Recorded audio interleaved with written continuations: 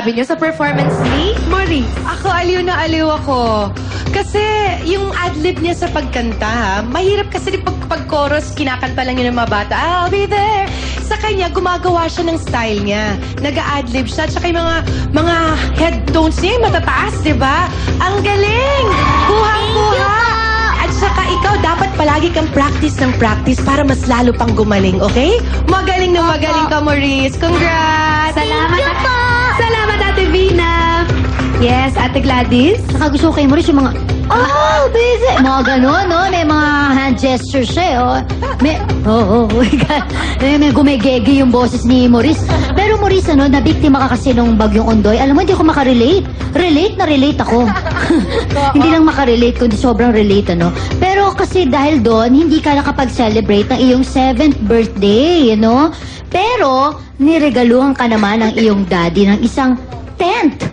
Akala niyo, bakit kaya tent? Ikwento mo naman sa amin. Kasi po, ano po, para po yun yung bahay ko. Doon po ako matutulog.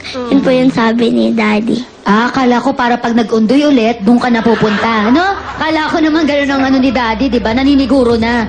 Pero enjoy ka naman doon sa naregalo sa yung tent ni Daddy.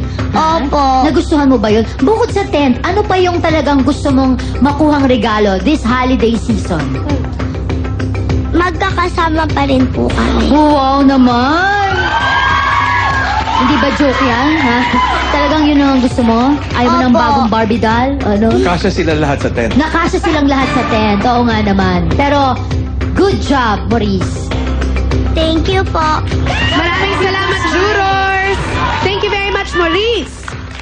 May isa pang kiddie quester ang dapat ninyong abangan. Isang charming balladeer na todo sa emote. Kilalanin natin siya as the Christmas magic continues dito sa Star Circle Quest for the next Kiddie Superstars.